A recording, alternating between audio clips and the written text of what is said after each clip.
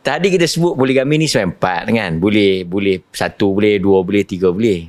Selain daripada 1, 2, 3, 4 dalam poligami ni, kita ada 1, 2, 3, 4 dalam mazhab. Jadi macam mana?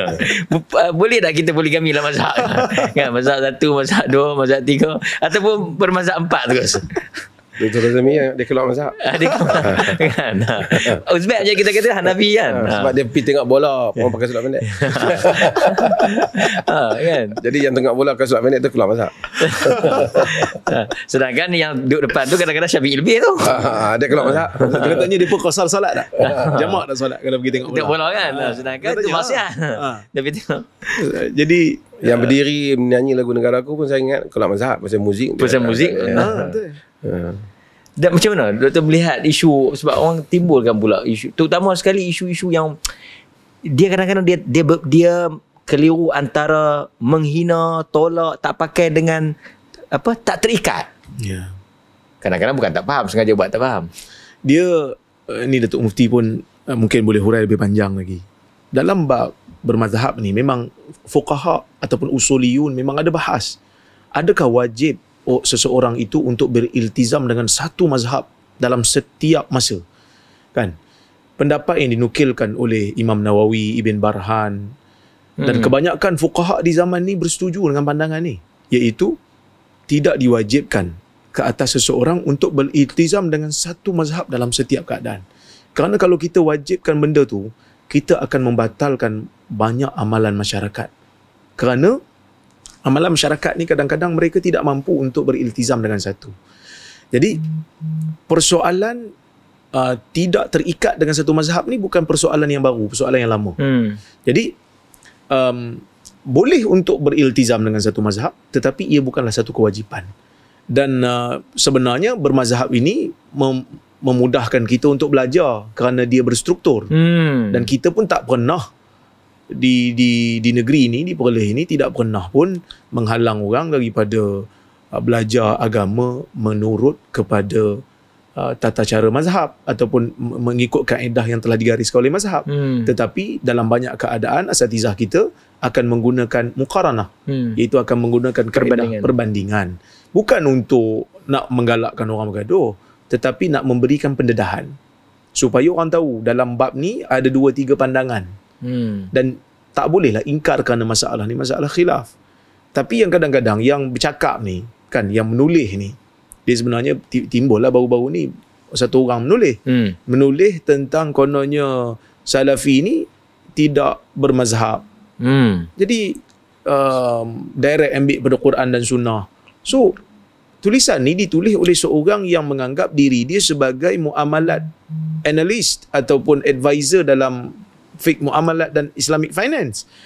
Macam mana dia boleh menulis benda ni sedangkan dalam muamalat perbankan Islam kita pun sebenarnya memang rentah selagi boleh mazhab. Kan? Kita tengok perbankan Islam dekat Malaysia ni, mana ada pakai satu mazhab? Macam-macam mazhab mungkin lah ada. Kena saja kat bank kalau ada ambil dia sebagai penasihat supaya memikirkan semua. Kita boleh tulis surat.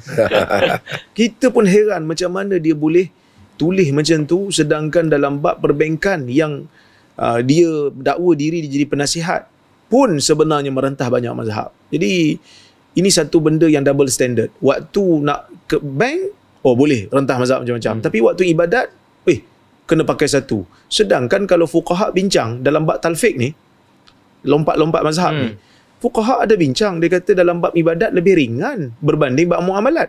Kerana ibadat hak Allah, muamalat hak manusia. Kan dia kata huququn nas mabniyah 'ala al-musyahah. Hak manusia ni dibina di atas ada rasa kedekut. Manusia kan dia jaga hak dia. Dia jaga hak dia berbanding hak Allah yang Allah Taala itu bersifat rahim dan rahmah. Allah Taala itu bersifat pemurah. Jadi sepatutnya dalam bab ibadat tu lebih sedikit longgar lah berbanding muamalat kerana tak berkaitan dengan hak orang. Tapi ibadat dia jadi ketat, muamalat hak orang ni boleh pula lah. Boleh pula dia lompat-lompat. Dan ini pertama kadang-kadang yang cakap tu orang awam ni yang cakap, dia kata dia mazhab Syafi'i, sebenarnya dia pun tidak ada mazhab. Mazhab dia ialah mazhab orang yang ajak dia lah. Kerana kalau dia kata mazhab Syafi'i, kalau kita tanya satu awam, pakcik mazhab apa? Mazhab Syafi'i. Macam mana pakcik tahu kata mazhab Syafi'i? Mereka kata saya mazhab Syafi'i. Dia tak tahu.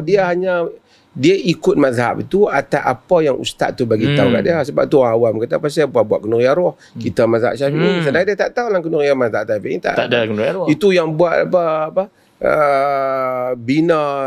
binaan atas kubur. Orang kubur. Dia sangka dia mazhab Syafi'i, sedangkan mazhab Syafi'i tak dilarang hal-hal seperti itu.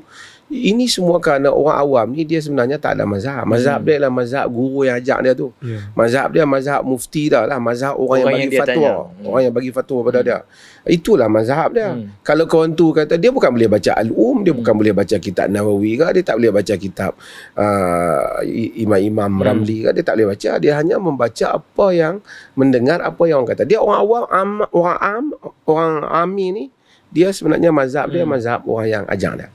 Tapi kita bicara pada orang yang ada sikit pengetahuan, yang boleh baca, yang boleh rujuk. Manusia ni ada beberapa peringkat. Satu, ada orang yang dia iltizam diri dia dengan mazhab tu usul dan furu'. Usul tu maksudnya asas mazhab tu. Cara istidlal, cara pendalilan mazhab tu, macam mana dia ambil cara metod dia tu. Metodologi mazhab tu dia follow, dan keputusan-keputusan hukum hak kecil-kecil ni pun dia follow. Usul dan furu'. Ada orang dia follow usul saja. Katalah dia mazhab Malik, dia ambil lah kata umpamanya amal ahli Madinah, ataupun dia ambil masalah istihsan umpamanya, ataupun dia ambil qaul sahabi umpamanya, dalil-dalil lah mazhab. Dia ikut dalam dia mazhab, tetapi dia ambil usul saja, tapi bila mari kat tatbik ni dia tak ikut dah pengamalan ni. Amalan dia tak, bukan tak ikut mazhab, dia tak ikut mazhab tu. Jadi bila dia tak ikut, dia ikut mazhab lain. Dia ikut mazhab lain. Artinya dia telah pegang yang usul mazhab tu, dia furuk dia terjadi mazhab lain. Mazhab yang mana orang yang tarjih pandangan yang dia ambil tu. Ada orang dia yang furuk tu, yang hukum-hukum yang kecil ni, macam hukum cabang tu yang dia ikut, tapi usul dia tak ikut. Kesemuanya itu orang di dalam mazhab. Kesemuanya itu di dalam mazhab. Sebab tu orang dah kata mereka ni tak ada mazhab. Hampa habaq mai satu benda yang menjadi pegangan dalam masyarakat ni, yang duk amal di kalangan ahli-ahli yang punya pengetahuan ni, sikit sebanyak tentang hukum akal ni, bagi tahu satu hukum yang mereka ni tak ada mazhab. Yang tak ada mazhab pernah yang sebut. tak ada mazhab tu maksud bukan je mazhab Syafi'i saja. Tak ada mazhab. Maksud mazhab mana pun tak sebut qaul tu abang mai. Adakah depa kata depa ni semua nak ambil Quran dan sunnah. Kita sebut Quran dan sunnah tu sebagai dalil untuk mendekatkan kita kepada kitab dan sunnah. Tapi bila penghuraian, memanglah apa yang kita faham itu telah difahami oleh sama ada dalam mazhab Syafi'i, Hanbali, Hanafi atau Maliki. Mereka faham benda yang seperti itu. Tak ada lagi qaul yang kita bagi tahu yang mereka tak faham. Kalau dia kata jangan sebut Quran dan sunnah, hampa ceramah jangan baca ayat Quran lah. Hampa ceramah jangan sebut hadis Nabi. Hampa hanya sebut qaul imam mazhab saja. Pasal apa hampa sebut dalil? Artinya hampa juga dan kata masyarakat tak boleh faham dalil. Dan kata masyarakat tak boleh faham dalil. Kita semua tak boleh faham dalil. Kita semua hanya kena ambil terus daripada buku-buku yang kata saja. Ini juga adalah masalah, kerana mengikut mazhab tu okey, tetapi taksub pada mazhab itu dilarang. Taksub di mazhab maksudnya apa? Setelah kita tengok dalil, walaupun kita ternyata pada kita hujahan mazhab lain ataupun hujahan lain lebih kuat daripada mazhab kita, tapi aku kata aku ikut mazhab aku lah, walaupun dapat lain kuat. Kerana artinya dia telah membelakangkan pada kesedaran diri dia. Dia telah membelakangkan, walaupun dia telah diberikan satu kesedaran bahawasanya ini adalah kehendak yang lebih dekat pada Quran dan sunnah, tapi aku tak mau. Aku kira mazhab aku. Itu maksudnya dia mendahulukan qaul manusia di atas Quran dan sunnah. Itu maksud mereka. Bukan masalah menyalahkan mazhab tu pada diri dia. Tapi kalau orang ikut qaul tu di atas keyakinan dia, qaul tu kuat setelah mengikut study, tak apalah. Tak apalah yang itu. Tapi sebab itu mengikut mazhab itu boleh. Kita pun dalam fatwa kita ikut mazhab, tapi taksub itu yang dalam. Yang seronoknya Datuk kan, kalau kita, saya ingat sebahagian besar tak baca sirah fatwa perlis jelas menyebut inilah pandangan mazhab ini, mazhab ini, mazhab ini. Tak ada pula yang menyebut inilah pendapat. Tapi ni kebanyakannya orang tak kata dah. Bahkan fatwa kita ni kebanyakannya dipakai lah. Orang kebanyakan orang yang kata tu 2-3 orang yang dia pun tak tahu apa, dia kata depa ni tak ada mazhab. Jadi dia pun tak tahu mazhab apa. Bagi dia mazhab tu hak buku perukunan hak dia baca tu aja. Tapi alhamdulillah fatwa kita alhamdulillah dipakai dan di ini orang-orang di kalangan middle class dan seumpamanya mereka tengok, mereka pakai walaupun bukan di Perlis saja. Bila kita tanya pasal apa ni, kami ikut Perlis dulu masa Covid. Pasal apa tak pergi sembang Jumaat, kami ikut Perlis. Masa kita tutup dulu, yang lain tak tutup umpamanya. Dalam hal muamalat pun banyak muamalat ikut ramai. Kalau tidak kita tak ada ramai menikah dengan di Perlis. Dan satu tuduhan yang jahat lah bila kata Perlis tolak mazhab ataupun Salafi tolak mazhab. Tidak terikat dengan satu mazhab, berbeza dengan menolak mazhab. Itu pertama. Yang kedua, dia orang kata sekarang ni ada juga seorang ilmuwan juga menulis. Dia kata ini perkembangan menarik, ada Salafi contemporary yang dah mula nak bertamazhub, iaitu bermazhab. Hang ni baca bila sampai contemporary Salafi jadi bermazhab? Salafi ni pertama dia aliran akidah lah kan. Bahkan kalau kita tengok Ibn Taymiyah yang selalu diasosiasikan dengan Salafi, bermazhab Hambali.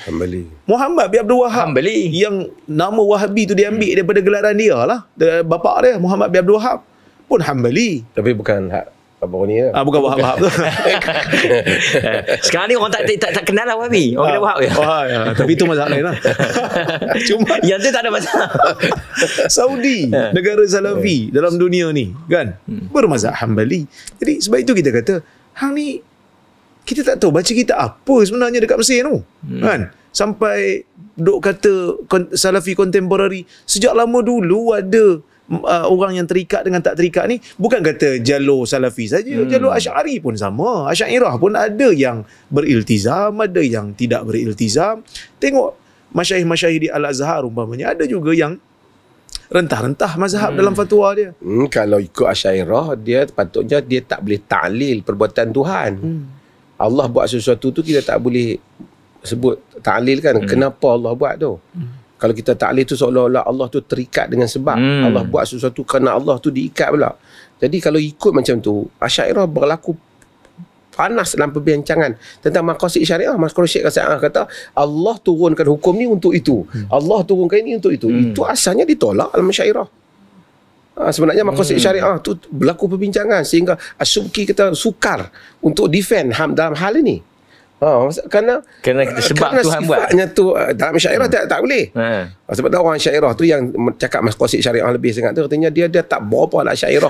Dari segi Asy'ariyah tu, walaupun Al-Ghazali sebut, itu pun pembahasan panjang. Apabila Al-Ghazali mengambil keputusan itu untuk mentakwilkan, apabila dia menyatakan Allah berbuat ini kerana itu. Adakah Allah terikat dengan sebab? Adakah Allah terpaksa buat satu benda kerana sebab tertentu? Asy'ariyah tak benarkan. Kan? Itu bahas mengikat Tuhan kan? Mengikat Tuhan tu dia tak boleh. Dia tak boleh menjadikan Tuhan ini seolah dipaksa atau Tuhan ini kena buat begitu disebabkan ini. Jadi itu, tapi bila maqasid menuju maksud itu.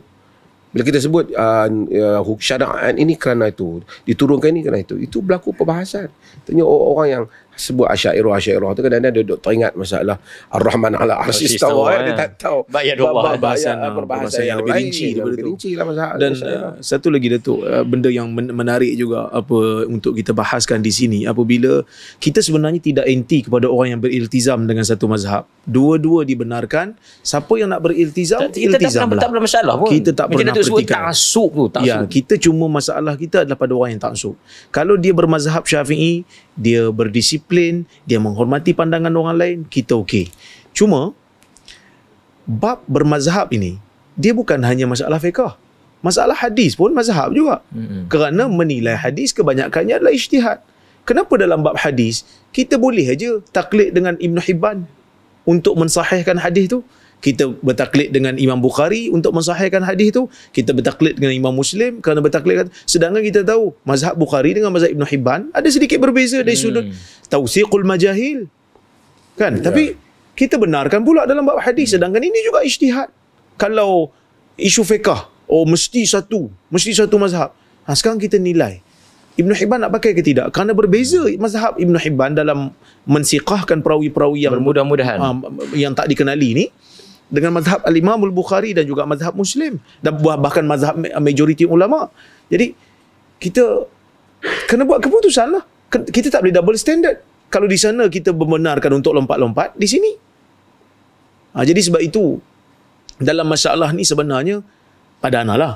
Dia bukannya isu ilmiah sangat, tapi isunya kok mana aku dapat peluang untuk ketuk orang. Kok mana aku dapat peluang untuk hentam dia dengan benda yang dia tak sebut. Ini benda yang sepatutnya sangat tidak sihat lah. Cuba kita bayangkan lah. Ni kita bagi satu contoh. Satu orang, dia baca kitab Al-Majmu'. Dia baca kitab Al-Majmu' Imam Nawawi. Dia baca mazhab Syafi'i begini. Mazhab Ahmad begini. Mazhab Ahlul Ra'i ataupun Hanafi begini.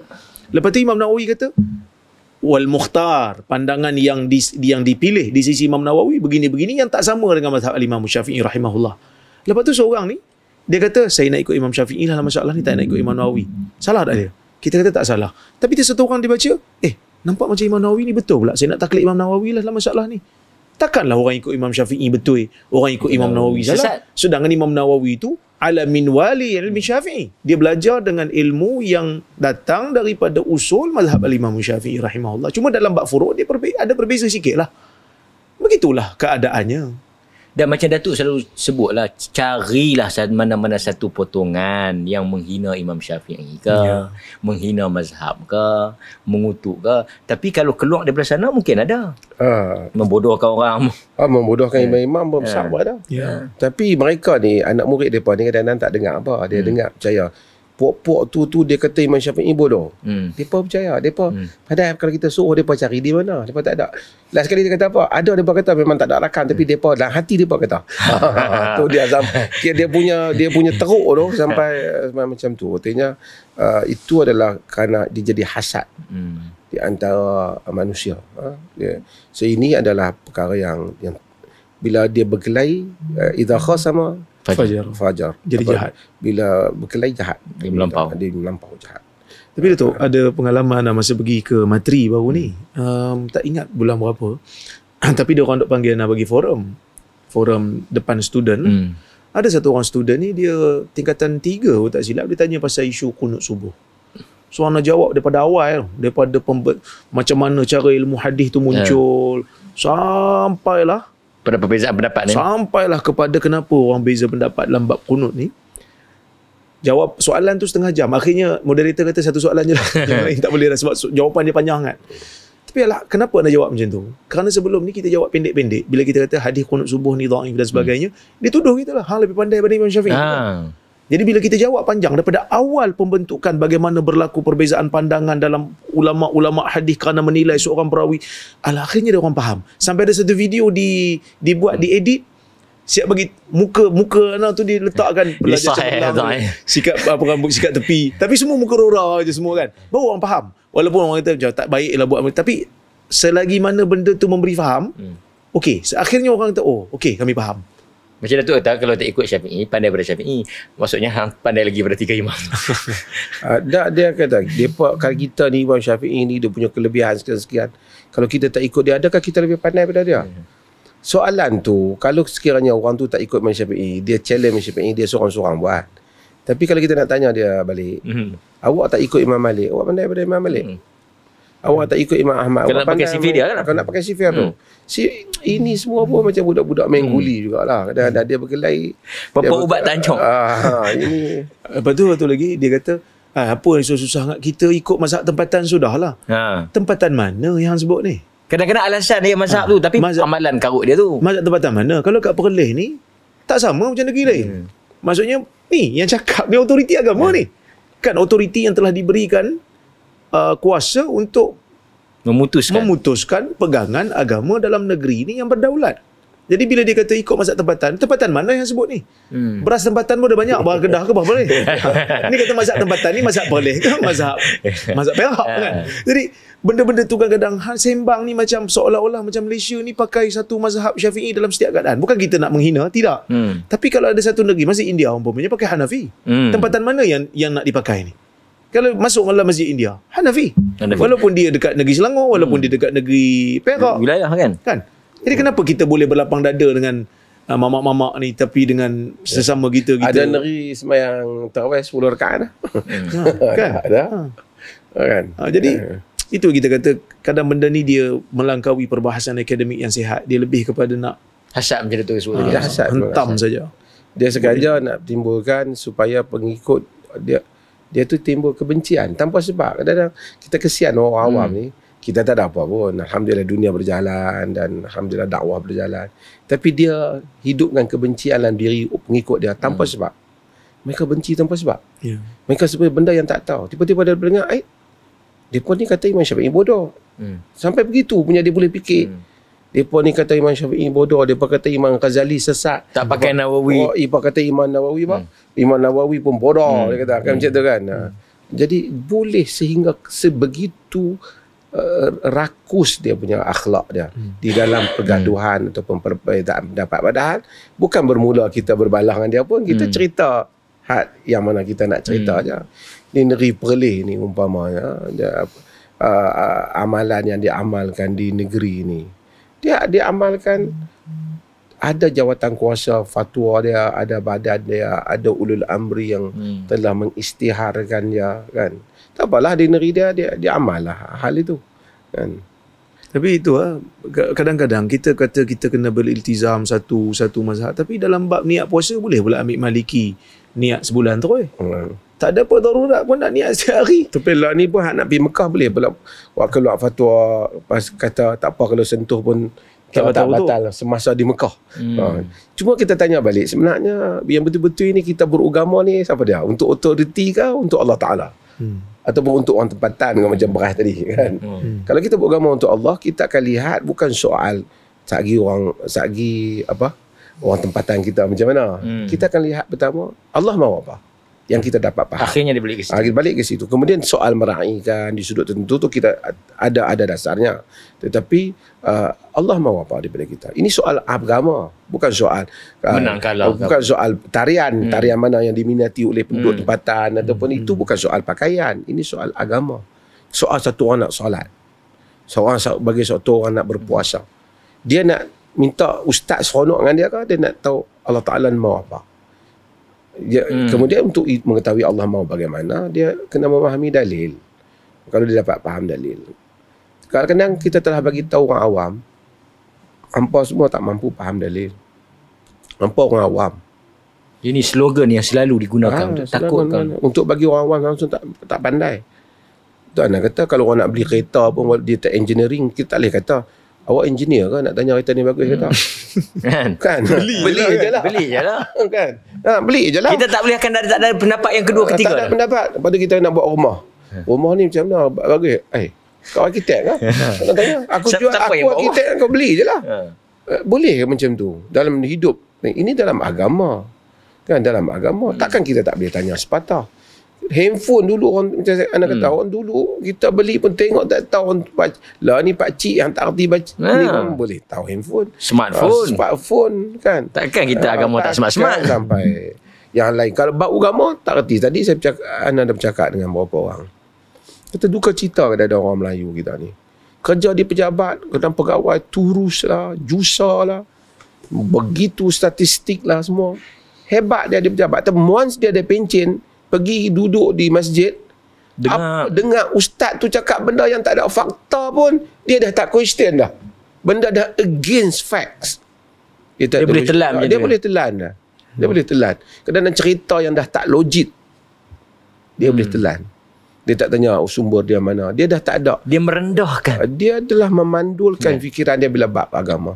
Kita tak mau macam tu. Kita tak mau agama jadi opium. Agama jadi candu. Agama mesti sentiasa evidence based. Agama sentiasa membawa manusia ke hadapan. Dan bila dia kata orang awam tak wajib tahu dalil, tak wajib tahu bukan bermakna tak boleh tahu. Boleh tahu, boleh tanya bagi tahu lah. Kan? Apa masalahnya? Apa masalahnya?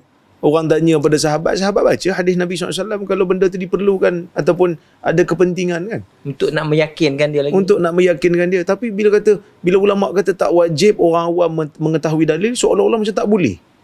Nak baca dalil tu macam, memeningkan orang awam. Bukan semua orang awam tu satu level. Ada orang awam, kalau kita, yalah anak dulu duduk di Lembah Kelang kan. Masa tu ada tauliah lah Lembah Kelang, Kuala Lumpur. Tapi sekarang ni bila minta tak dapat dah lah kan. Sebab kita pun dah duduk jauh dah. Kita pun tak adalah nak selalu ke sana lah. Kita pun taklah bersungguh sangat nak pergi minta. Cuma bila kita berhadapan dengan audiens yang di Lembah Kelang ni, kebanyakan mereka pengetahuan dalam bidang mereka tu tinggi. Bahkan mungkin mereka belajar benda yang lebih dahsyat, lebih hebat daripada belajar ilmu agama. Lebih complicated. Lebih complicated. Belajar maths dan sebagainya. Jadi takkanlah lambat agama ni kita langsung tak boleh nak mendalam sedikit. Jadi sebab itu kadang-kadang sebenarnya benda ni bila kita sebut tentang dalil dan sebagainya ni, ada orang dia tak selesa sebab kadang-kadang ceramah dia tu dia tak sempat nak buat homework. Kan? Kok mana pun kita ni bila nak berkuliah kita mesti buat homework sikit. Paling tidak kita mesti peruntukkan 2 jam, 3 jam. Murid tanya dia ada dalil ke? Nabi buat macam mana? Ni puak tu lah. Kan? Dia marah. Ni puak tu dia tanya dalil. Patutnya dia bangga. Betapa anak murid dia tu ataupun pelajar dia tu mengambil berat tentang Quran dan Sunnah. Sebab lama ni kau nak suruh dia baca Quran tu apa? Takkan nak hanya semata-mata untuk dia baca belagu. Untuk dia faham. Untuk menjadi petunjuk. Tapi kalau kata kita tak ada faham. Quran kita tak ada faham. Ustaz, ulama-ulama aja faham. Kita tak faham. Kan habis kau suruh dia baca untuk dapat pahala macam dia tak payah perlu faham. Dia orang kontradik. Bila dia kempen, sebahagian tu kempen parti politik. Rojok Quran dan Sunnah. Tapi bila kita cakap Quran Sunnah, dia kata kita tak boleh faham Quran Sunnah. Kita hanya dengar ulama cakap. Tapi dalam slogan parti sebut Quran dan Sunnah. Ini pun satu masalah ya.